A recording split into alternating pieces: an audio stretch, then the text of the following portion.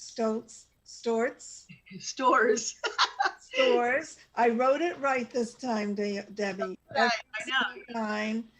And we are here to invite you to Old Time Radio. This is our show, it's Old Time Radio, and we go back in the past, we go into adventures, we go into parts of our lives that are fit to print. We go into humor and scariness, and this is Halloween month, so you might be a little scared up your spine when we get going with a couple of stories. And we have lots, we never run out of anything to talk about.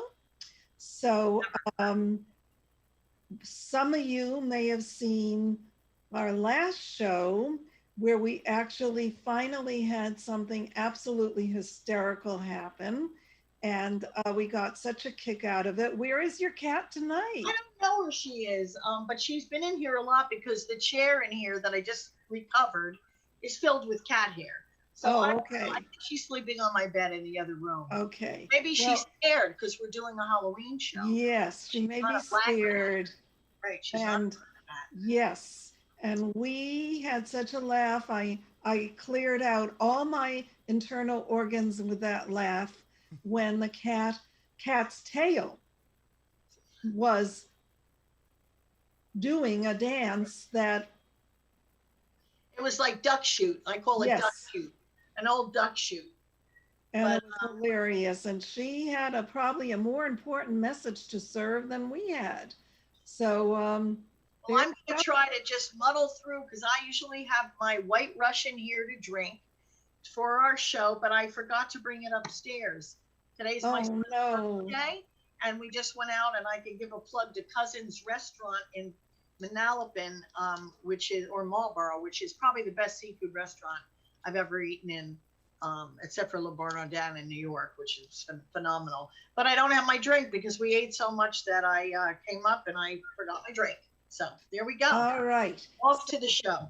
We had several themes that we thought about talking about, and one of them is tied into fairy tales and books we've read and how they influence us and what they have meant to us. And I could just say that for me, I loved fairy tales. And unfortunately, I think, in terms of really being a woman in our culture, they didn't always have the best effect because I believed a lot of the stuff when I was little.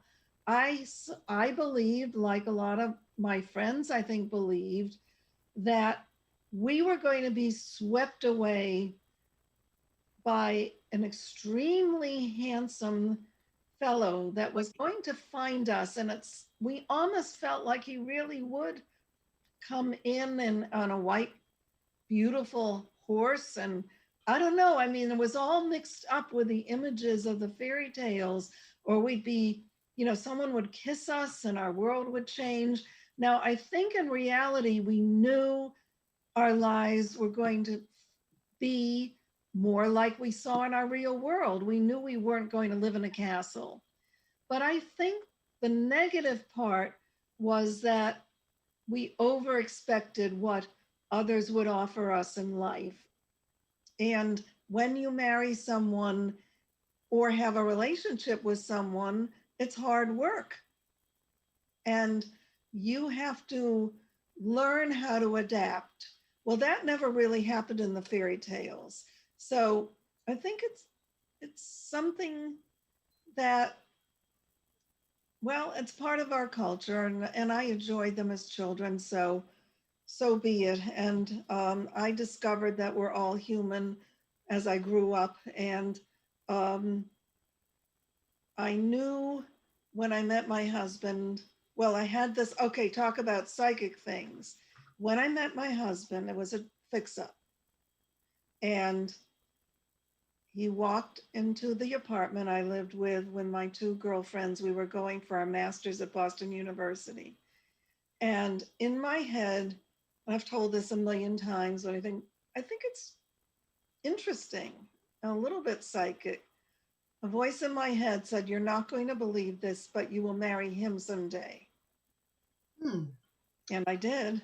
And I don't know where that voice came from, but it's possible that my unconscious was sizing up, you know, something. Yeah, I think you can pick up a lot of subtleties from people that you really don't know how to put into words. Or maybe I was slightly desperate because I had turned 22. Maybe that was part of it. And I was, um, what was in my head was that we were supposed to get married around that age. Getcha. Yeah, Yeah. it was a big deal. So, what do you want me to talk about right now? How I felt about fairy tales or books or films that influenced me? What pick a Well, subject? I wanted you to reveal something since I just revealed something. Well, I believed in fairies because I had a grandmother who was very magical, and the woods behind her house were it was an amazing forest, and she knew every plant and everything, and she would tell us about fairy rings.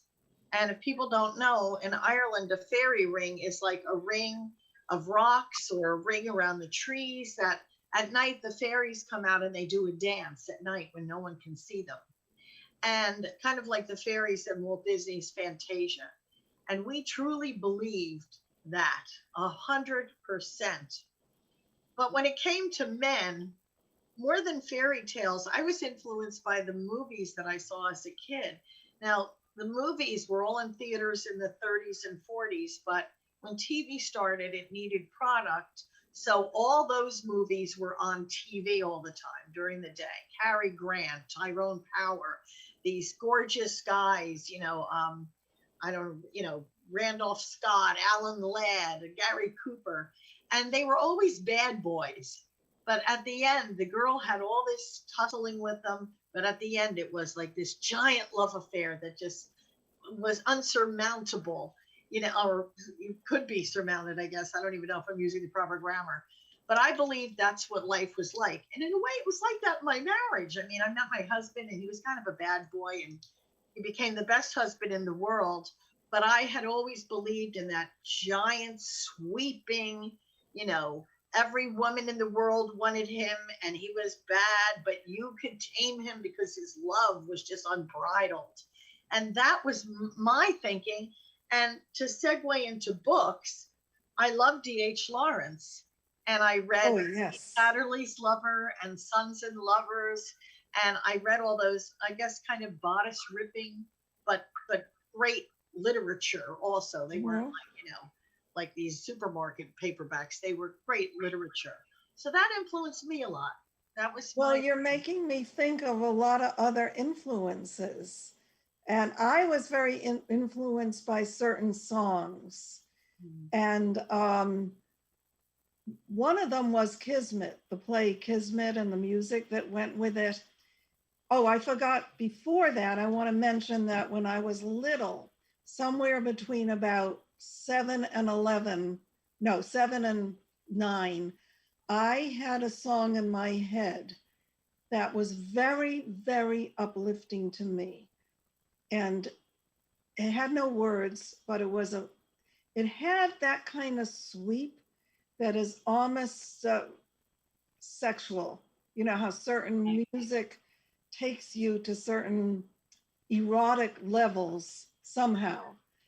And I remember saying to my mother, we were in Washington, D.C. on a vacation, whether singing the song to her. Well, I tried. Of course, it came out totally muddled because there were no words and I was just trying to get the melody out. At that point, maybe I was 9ish. And then the song disappeared. It left.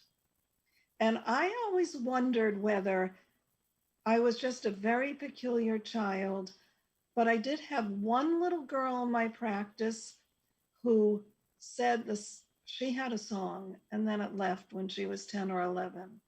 So that's as far as the information on that. But when I heard Kismet, it got me very stirred up in ways I didn't really understand. And it's something about the notes going from low to high. And I still don't fully understand what combination of notes, but believe me, there is some. So after Kismet, maybe now I was a little bit older, 12, 13. I was insanely in love with Unchained Melody. Oh, I would play it over and over and over on the record player. And then I would lie on the couch in the living room. swooning. It's like this sense of mystery and depth of connection between pe- people that had been withheld from me in my whole childhood. It's like there was going to be something behind this curtain that was going to finally open up, and I was kind of, I have to say, I was mad for it. I wanted to enter this other stage that I didn't really understand, although my girlfriends and I spent a whole year talking about what we thought was everything about being a grown up. And when we weren't calling and ordering pizzas for families we didn't know to be delivered to their homes, we Yeah, were that's really on that line of childhood and early teenagehood. And I did have what I would do, I tried to smoke. Smoking was very common, much more common than today. right. And I would go into my bedroom and lock the door, and I'd have a cigarette with me, sit on the bed, thinking about, again, these illusions of getting older and so on. And I'd take one or two puffs and I'd have just a very good choking cough and I'd put it out, you know. So But for 2 seconds, you were Greta Garbo. yes, yes. And then I had some sort of book under the bed. Uh-oh. I don't remember what it was. It could have been, well, it was something I wasn't supposed to have under the bed. And we had a cleaning man at that time once in a while. And one day I came home and I went into my bedroom and the book was on top of the mattress. Uh-oh. He had obviously turned over the mattress and left it, I don't think cruelly, just he thought he found it and maybe I had forgotten it was under there. Do you remember what the book was, or can't you say it?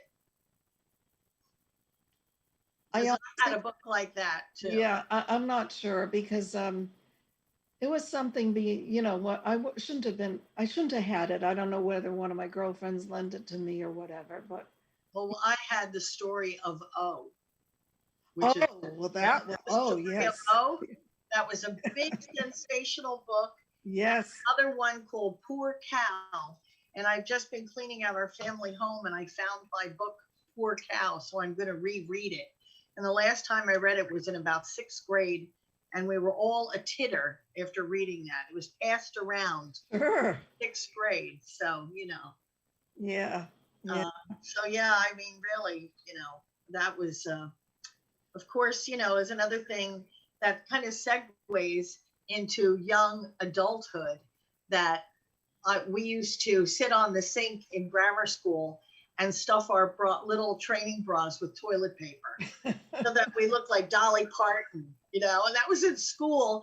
And that was fun until we sat on the sink and it fell off the wall and the nuns went crazy. They went bananas, but they really didn't know what we were doing. They just knew we were sitting on the sink. But Yes, I'm sure. yeah, So I think about it, there were so many streams that really influenced me, one of them being fairy tales, one of them being music, and of course the movies. And right. the movies made me feel that absolutely romantic love was that was it. That's what happened. You had romantic love and anything else was you didn't quite get there. Something like that. Again, I don't really think any of these things clearly prepared me for growing up. They're just the atmosphere. The atmosphere was created.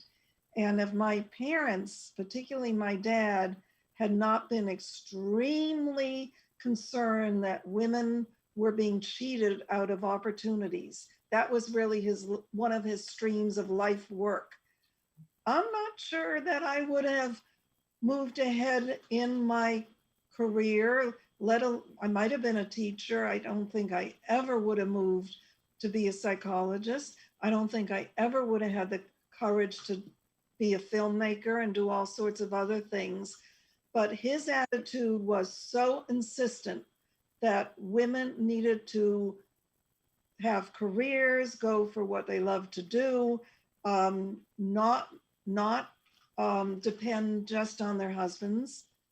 And I would say he would even say it was okay if you didn't marry, although that was part of the culture, you know. Right, of course.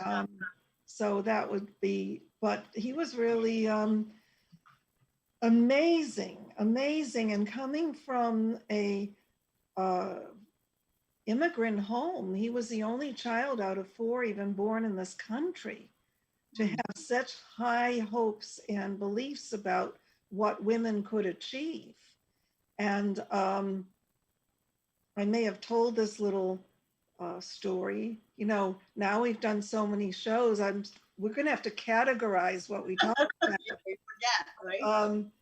My mother came from a family where her great uncle, my great uncle, her uncle, who was kind of head of the family, had said to her, "You're going to graduate high school. You have 2 choices. You can either go to work in the major department store in Boston, Filene. No, yeah, I think it was Filene. Yeah. And be a clerk or sales lady, or I'll pay for you to go 6 months to Catherine Gibbs." And of course she chose that. School. But she was 18. And then by the time she was 19, she was married to my father. So you can certainly see that she wasn't really happy with either choice. Right. And since the relatives, someone in the family had said to her, maybe more than once, "You're beautiful but dumb," her aspirations were pretty low. And one of the first things my father did in their marriage was he was a guidance counselor at that point. He brought home an IQ test and made her take it. Oh, Lord. And she was amazed. She had a very good IQ, really. And certainly with no help from her family, except they lived a decent, normal middle-class life, but nobody was pushing her to do anything. Yeah. And made a big difference in the way she perceived herself. So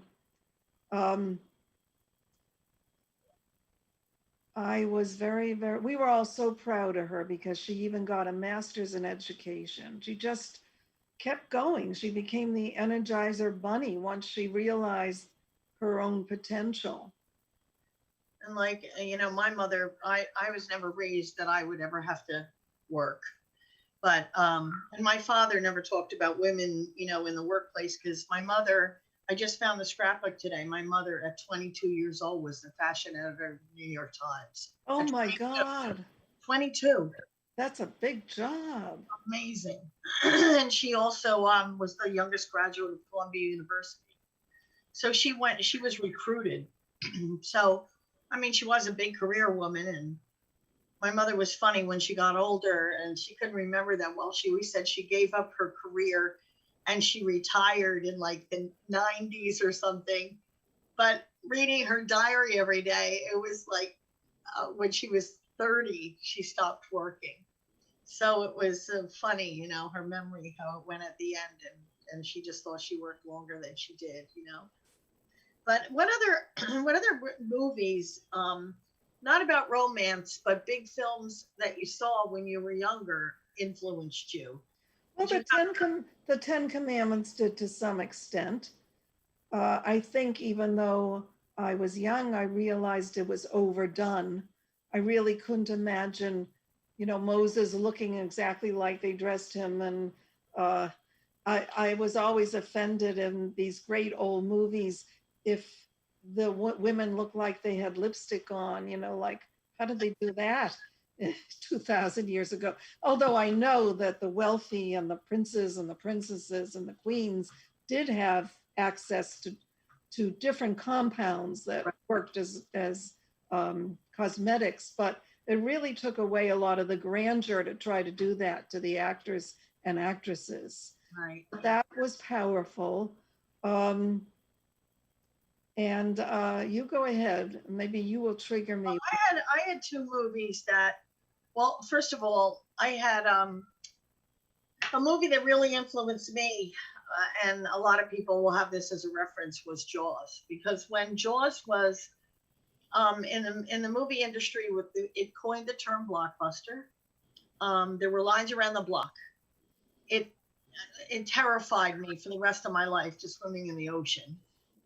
And on so many levels, it was just an incredible film. And I did my paper, one of my final papers at film school on Jaws. Two other movies that influenced me very much. One was called The Curse of the Cat People. And although it sounds like a horror movie, and it was the sequel, Val Lewton's sequel to Cat People, which was kind of a horror movie, it's the best coming of age children's movie that I know of. It's just phenomenal. And if no one's seen it, it's a black and white, beautiful, beautiful coming of age children's story about a lonely child and her imagination and living in a town with big houses. And the saga and story of the Headless Horseman is in there, told in the best way possible. And another movie that influenced me was called The List of Adrian Messenger, which influenced me so much that I named my son after the boy in the movie, and I named my farm that I had after the estate in the film. Fantastic movie, big cast. It's a mystery, as Kirk Douglas, Robert Mitchum, Tony Curtis, Frank Sinatra, Burt Lancaster, George C. Scott, you name it. And List of Adrian Messenger is it's amazing film, and I try to tell people about it as much as I can so that they experience it. So those were two movies that really popped into my head when we thought of this subject, Well, I'm thinking about Walt Disney, and I really enjoyed a lot of his movies, but the one that really frightened me to the point of feeling weird inside almost when I saw it was Alice in Wonderland, because there were so many, there were strange animals and creatures, and things were bigger than they should have been or smaller than they should have been. It was for the script, but I found it very scary, and actually also found the Headless Horseman. I don't know if that was Walt Disney or not. Very scary. And believe it or not, I found cartoons very scary. Oh, they are threatening. They always. Yeah. I didn't like that they would always, punch someone and then he would dissolve and come back. And it was a little bit much for my taste, and I have found that the 360 stuff headphones that you can now put on, where you can be in Africa and see all around. Yeah, like a virtual reality thing. Virtual reality isn't for me. It's too weird. I think that I don't like technology, so I like reality. Yeah, it's too much for me. Mm-hmm. As far as books, now that was another thing I hadn't put on the list, but I was an avid reader. Life was full for me with books. They really, really enriched me, and I took them very, very seriously. Barbara, did you read the Nancy Drew mysteries? Did I read them? Yes, and I owned probably 20 or 30. I think they're actually still in the attic, but they're going to be too dusty and moldy for any purpose at this point. They were wonderful. But you will enjoy this, Black Beauty. Okay. Oh, Anna Sewell. I read Black Beauty, and I cried for two nights, and my father and mother tried to pull me together. I was like a wreck. Yeah. It it touched me so much. It was so beautiful. And I think in the end, doesn't he get to live on a farm or somewhere? Yeah. Well, they all pretty much are like that. Even Smokey the Cow Horse Thunderhead. Speaking of that, I was always a horse maniac. Yeah. And every time I see Thunderhead and he takes his halter off and lets him free, I sit there and I cry like I'm 4 years old. Yeah. I just, animal story. Old Yeller, my God. Disney's Old Yeller about the dog, and they had to go shoot him because he had oh my God, you know. Well, even Dumbo, the little elephant cartoon, Oh, that was yes. so upsetting, you know. Yeah. And I guess it's good for kids. They build some fiber, some emotional fiber, getting through some of this stuff. Um, I guess. Well, we're going to talk about it is Halloween show. Yes. Let's get into some psychic moments where you felt something psychic going on. Can you Okay. think about something like that? Yes, I can. Well, I have already shared one, which changed my life and marrying somebody. I shouldn't say somebody, Russell. Okay, you've met Russell. He's a very lovable man, and it's been good. So anyway,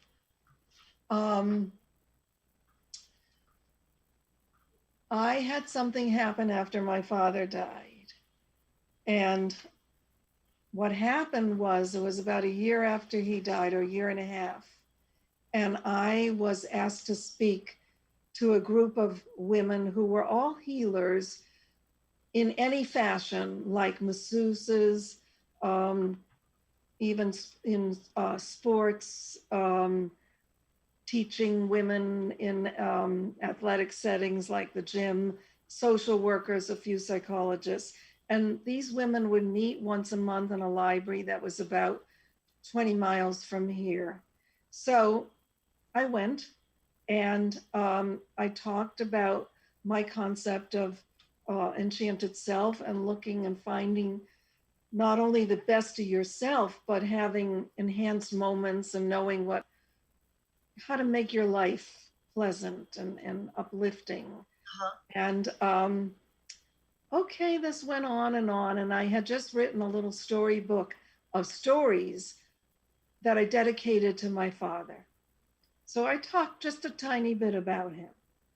And afterwards, there was a room we went to, and there were women asking me, one or two bought a book from me, and I was the star, you know, and that lasted about 30 minutes, and then they were all going to start to leave. So I picked up all my papers and stuff, and I got in the car, and I started back down Route 18. Well, I was almost at Route 18 to come home, and I realized I had left a pile of papers and photographs from my workshops that I used to do. And it's just such a nuisance to call a place and then have them have to send it, or I have to drive back. So I turned around and I went back. Got out of my car. I'm going toward the back of the library, and the back door was still open, and there was a big, tall woman, and I'm 5'7"ish. I'm not short. She was tall. And she came towards me and she said, "Oh, thank God you're back. Your father visited me while you were talking." And I said, "Oh," you know, I was really kind of astounded. And she said, "Yes." So I said the natural thing. I said, "So what did he say?" You know? And she said, "Well, first of all, he's fine and he's very happy. It's just beautiful where he is. Don't worry about him. But he did have a message." I said, "Okay, what was the message?" And she said, "The message was, you were right." And that was it. I went in, I got my papers, and I started home. And you know, when you're kind of in an altered state, you almost feel like you're flying on top of your head or something. You know, I was trying to figure this out. And what I came up with was two things. One was that I had been studying Judaism for really the first time in my life that I really had a teacher and was processing some of the major concepts. And I had always been a believer in some sort of heaven or afterlife, but was interested to know more. And I discovered in Judaism that there are actually 7 main concepts about heaven, and each one has its major points. I won't take you through them, but they're pretty well established through the centuries. And that was good. I felt happy about that. And my father and I would go to for walks around here when he visited, and I tried to explain these concepts. And he was an atheist really at heart. So he would listen though. He's very courteous, and he would listen. He'd say, "That's very interesting." And what else did you learn? You know, he was always the teacher, the listener. And so I thought perhaps he's thinking from heaven or wherever this is, that I was right. There is something. And the other thing was that he was the kind of person that would listen carefully and often say something like, "Wow, that's a wonderful idea. Maybe you're right about that," you know, to someone who brought up a new type of toilet or something. No matter what it was, that's the way he responded. So if I had to pick a saying by my father that was repetitive, that he often used, it's "you're right." Wow. There you go. Interesting. Mm-hmm. Well, interesting. I have a lot of life changes going on with me. And I actually was so, I'm not going to go into it, but making a decision that was probably the hardest in my life. It almost feels like another death. But I have a psychic, actually one of my best friends is a psychic, but she knows me too well. And another one that I contacted this week. And she not only tells you dates, things that are going to happen. I never ask her a question. She just tells me. But she said to me, I feel Saks Fifth Avenue. I don't know, Saks Fifth Avenues. And my mother her first thing she did was a model at Saks Fifth Avenue. And another psychic thing that happened to me was traveling to my second favorite city in the world, New Orleans. And when I got there, I knew where to go. I had been there before. Mm-hmm. It was weird, but I just knew which direction to go, what's down what street. Not like, verbatim, like I had been there 50 times, but I felt this sense that I had lived there or been there. And I always feel that way. I tried to make a pilgrimage there about every 5 years at the longest. But it's very strange when you go to a place, and and other things too. You can go to a place and you feel like you've been there and you know it and you feel great. And then you can go into another place that's perfectly fine. And yet you have this horrible sense. Yes. I had that at Walmart this week. I said, I will never go in that store again. Mm-hmm. I didn't have any bad experience. I just had this creepy feeling, and watching everybody walking around like zombies with masks on, it just really, it made me feel really weird. And I never want to go back in again. But it's funny how, and it's nothing to do with your childhood, because these things weren't even around when I was a child. But it's funny how this, probably a past life. Maybe I do believe in past lives. Well, I do too. Yes. Yeah, because there's something that makes it familiar. And so Yes. I've had some similar experiences, and also there are shopping centers and stores that so give me the creeps. I've never ever been able to go back. I almost feel like I've got some sort of bad electricity that went through me or something. Yeah. Do you have any around that we can talk about? Because I feel that way in Cole. Oh, I'm afraid they'll sue me. No, they're not. Marshalls. Marshalls. Oh, Marshalls. I'm that way with Kohl's. I hate Yeah, Kohl's. yeah. I walk in and Target with the red circles and the red, I can't stand it. And those are two stores that, you know, it's funny. Like, you know, it's really weird why we feel that way. And other people feel great in them, you know? Yeah, I, yeah. I had an experience when I was in third grade. A little girl came to the school and we would line up, always lining up. And she and I thought we knew each other. We absolutely felt we knew each other. And as best we could, being 8-year olds, but they're, 8-year olds are pretty substantial. We would quiz each other, did you go here? Did you go to the circus last summer? Did you do this? Do you have any, we could never find any connection, but we were absolutely sure we knew each other. wow, that's really, and they also say you have a double somewhere on this planet. Yes, I believe that too. Yeah, Yes. totally crazy. So we're going to talk about, I have my little list here, Barbara, of the things you want to talk about. Do you have any scary stories? I have, a couple of them, but if you want to start with scary stories, like a scary thing for Halloween. You go first. Well, Halloween this year, my mother used to always get mad at me calling it Halloween. It's Halloween, so she correct me.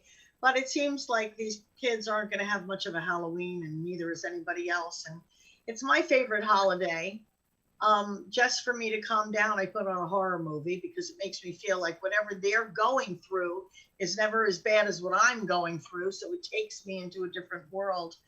But before this house, I lived on a farm that was built in 1820, and I was the third owner of it.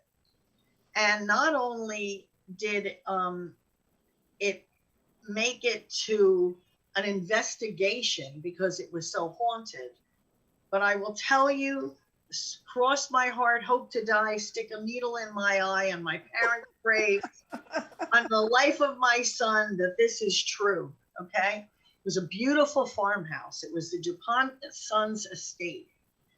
It had 12-foot ceilings, a library with a ladder. It just was just an amazing, gorgeous place with horses.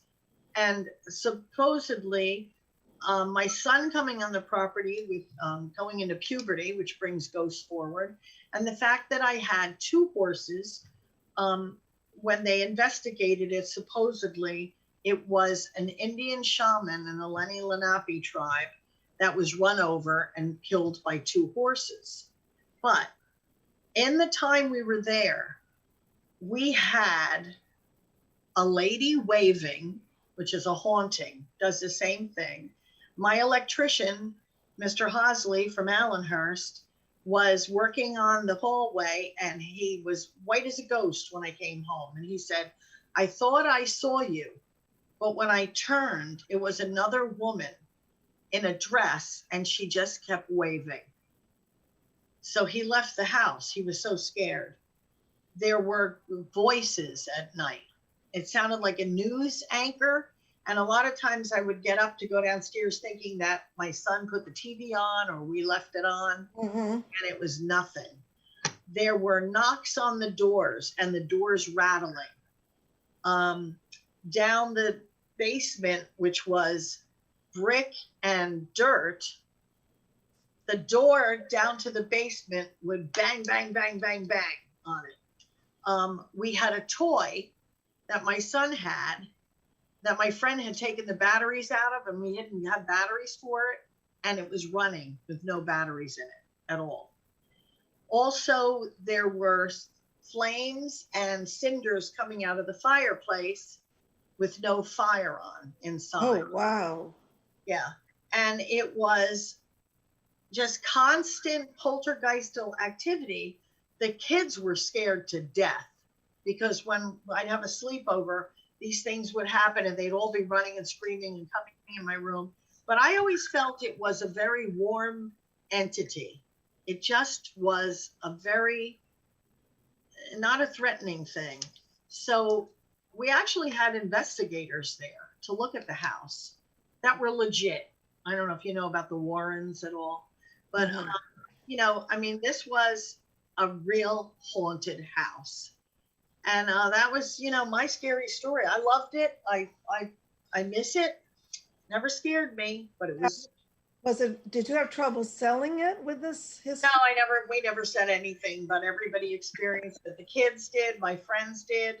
My friend, Augie, he experienced it. It wasn't anything that you had to wait for.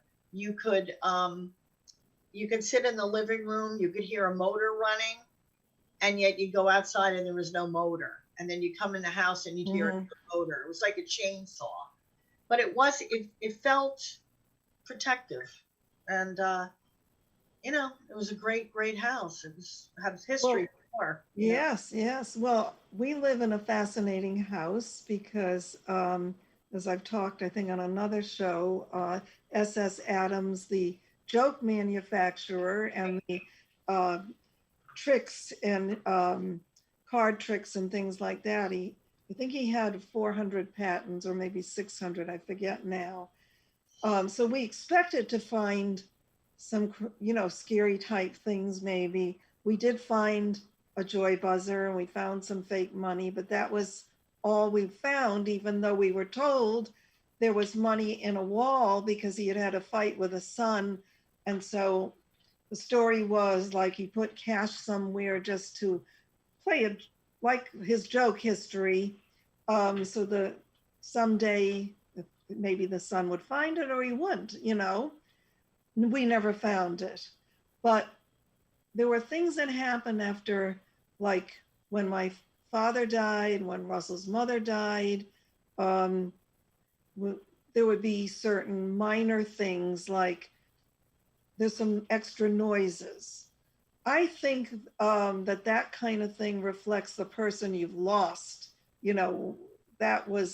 That's the way I took it. Like a few months after my father passed, the clock in the living room, which hadn't been wound in 20 years, was ticking for like an hour and a half.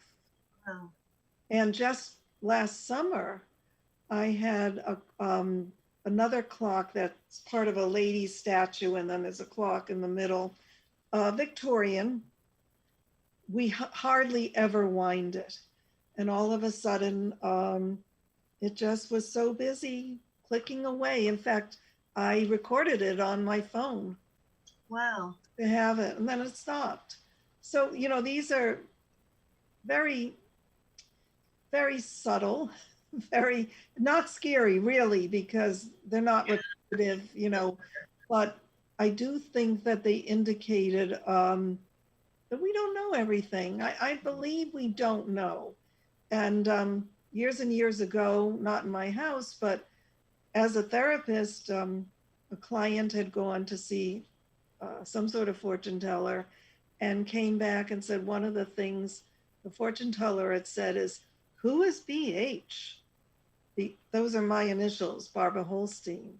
But I guess he couldn't figure out, like I wasn't a cousin, I wasn't a father, I wasn't a boyfriend, so why would she mention me? Right, exactly. So, I had another weird thing happen. My husband died in 1985, and we lived at a farm in Lakewood, and I moved to Wanamassa. And I had to get up very early for my job. I worked then at the Postal Service, and I was the first one in the mornings. And I distinctly one morning when I was brushing my teeth, getting ready, I heard him say my name loud and clear. And it startled me. And I walked around the house. It was so weird. It was just so, it was loud. It wasn't like some ghostly whisper. I heard him say Debbie. And then I went back to doing what I was doing and brushing my hair, whatever I had to do. And I heard it again, Debbie, distinctly. And I'll never forget that. And that was, I wasn't asleep. I wasn't overtired. I didn't have a hangover. I was, bright as a bunny, sharp as a tack. And I heard him say my name twice. He did. Yeah. But I think one of the most wonderful things as we move to end the show is not so much the sort of scary end of what we don't understand about life, really, when you get right down to it, but the synchronicity that saves us so many times in life, that is beyond anything we could orchestrate. Like when I had major surgery many years ago, I was already in practice, and our house had doors in the wall, but they had never been pulled out, the sliding doors. And I didn't know I was going to need this surgery. A week before, maybe 2 weeks before I had the surgery, which was emergency surgery, um, a workman came and opened those doors between the rooms. We had talked about it, but we never had the right carpenter. It had to be someone who just knew how to do it. Right. You know, and he knew and he did it.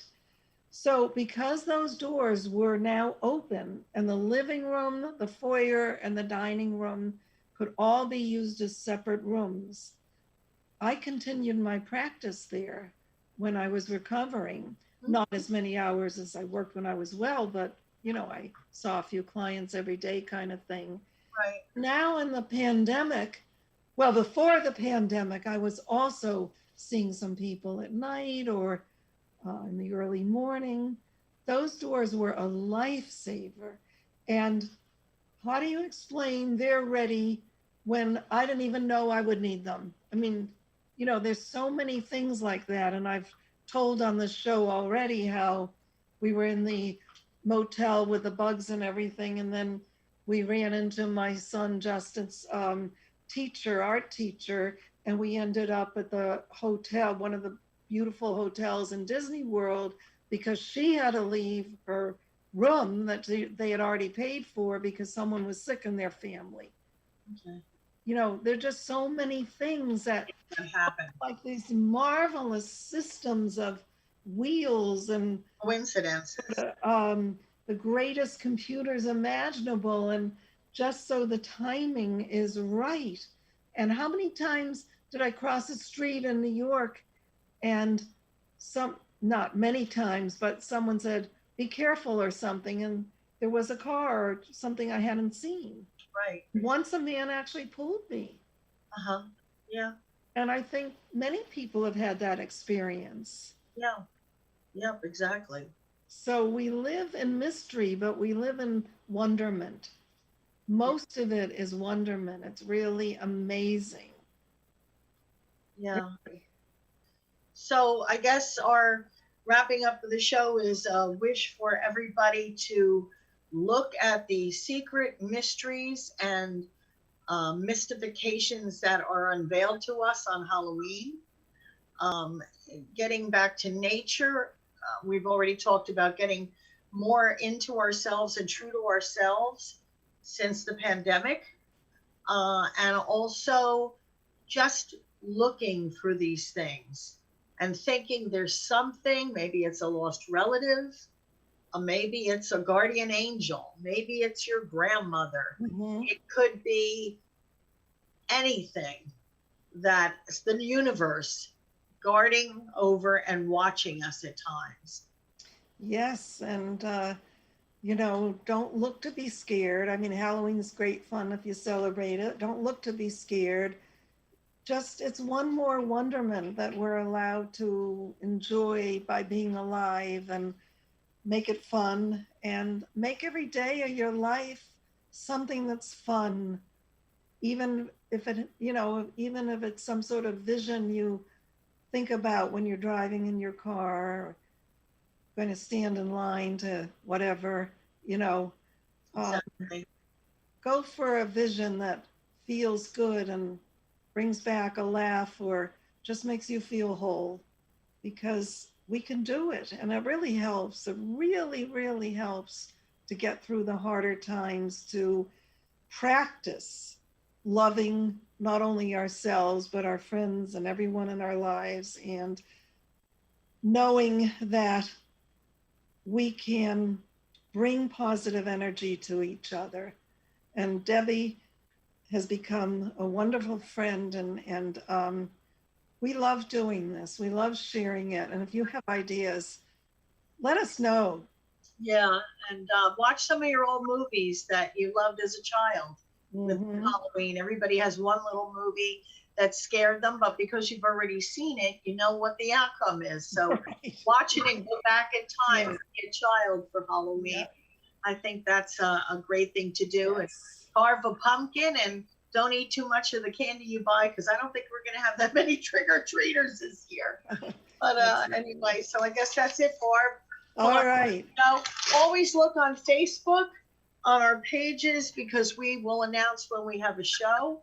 And, you know, as I said, if anybody can give us topics or ideas, we talk about the past, our past, the past of our area, the past of our nation. You know, interesting stuff. It So, is. Good Yeah. night, everybody. Good What do you think, night. Barb? That's our sign off, right? Well, good night. Take care.